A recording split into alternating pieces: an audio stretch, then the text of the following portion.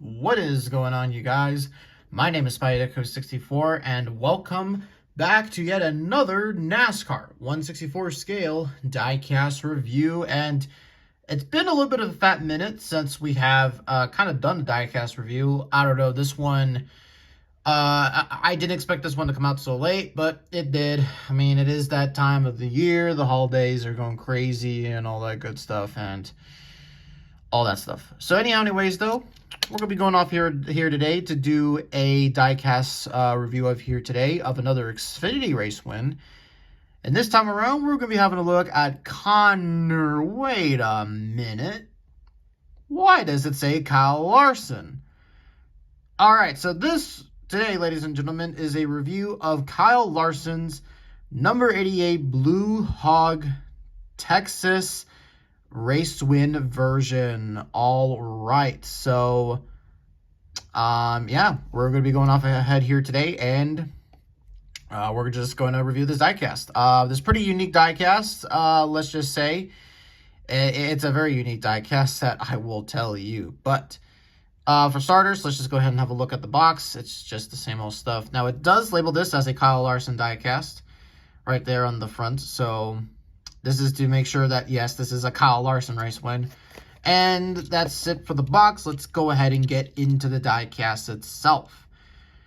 So this season, of course, obviously, for those who are not really well aware about this whole entire NASCAR Xfinity Series season, it's going to be really weird with me saying Xfinity and O'Reilly at the same time, because there's still some cars coming out from the Xfinity Series and all that good stuff. So that's basically kind of what's going on here. But anyways, though, so this is not a Connor Zilisch race win, but this is rather instead a Kyle Larson race win, and here's really why that is.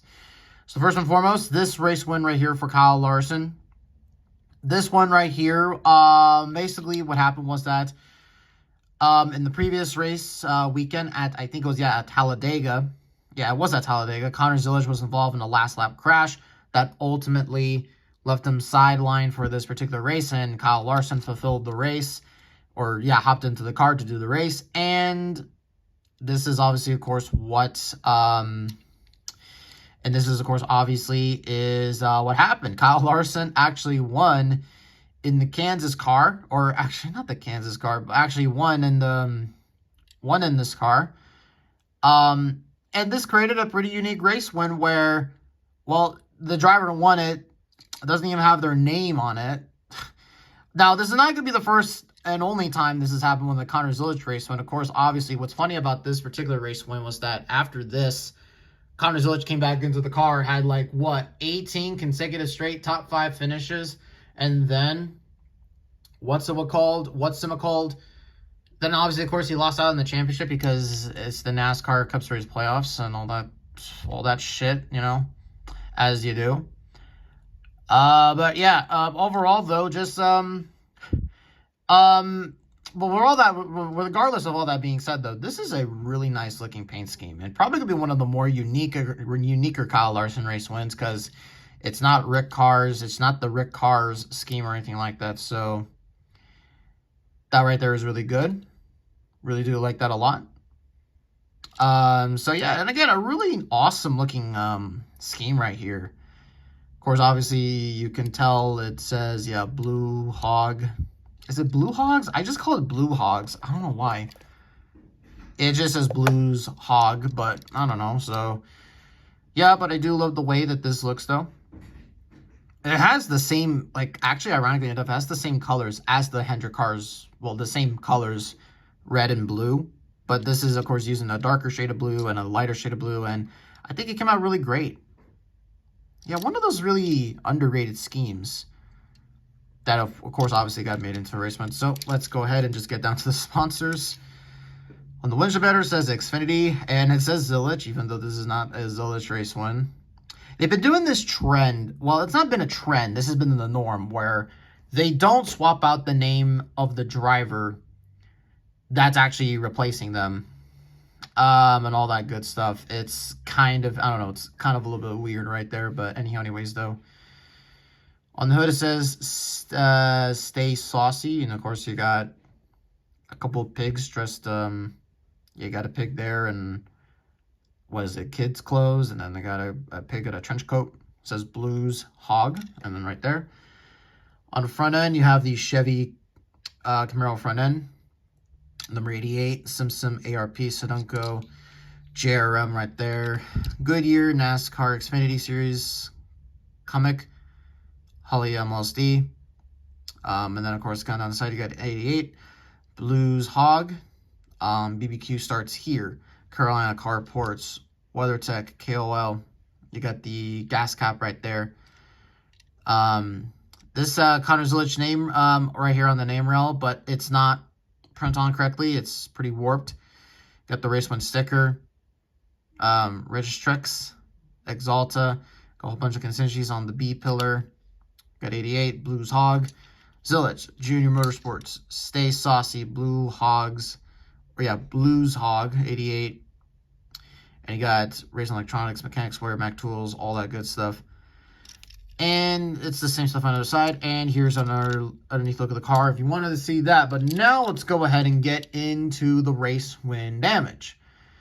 So the race win damage right here, it's very minimum, but I mean, it is there, but we'll talk about it here. So the front end right here, it's pretty dirty in the up here. Of course, you can see rubber buildup right there.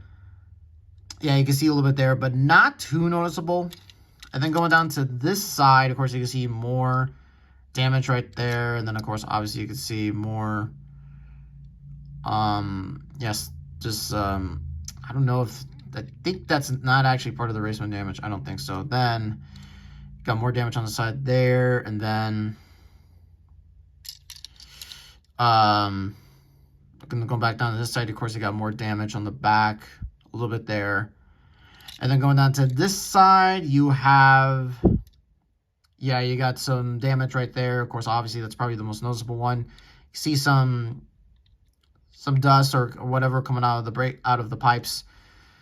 And I mean, that's pretty much kind of it when it comes to the race win damage. I mean, it's really not that too noticeable, but it is there and all that good stuff. So yeah.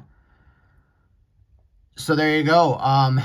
So yeah, that's a look at Kyle Larson's number 88 Texas race win. Overall, a pretty unique diecast for the most part. Yeah, a very unique diecast because of just the reasons being that I mean, first of all, it's not a Kyle Larson race. I mean, it's funny because it is a Kyle Larson race win. It just doesn't have his name on it, and that's just really kind of weird when you just kind of look at this paint scheme and all that good stuff. So, yeah. Now, this is going to be probably at least the last race win, at least for race win review, at least for a while, because a lot of the race wins are all coming out, like, at the same time. Like, I've seen there's, like, a shipment report coming here in a few weeks, or coming in December, where all the diecasts are just all bunched up into one. So, there you go. But anyways, though. But yeah, that's going to do it for today's review. The third straight Kyle Larson race win. But yeah, we're going to go ahead. Maybe there'll be a Marvel Legends video, but we'll just have to sort of wait and see on that. But yeah. But anyways, though, guys, that's going to do it for this review. Thank you all so much for watching, and I will see all of you in the next video.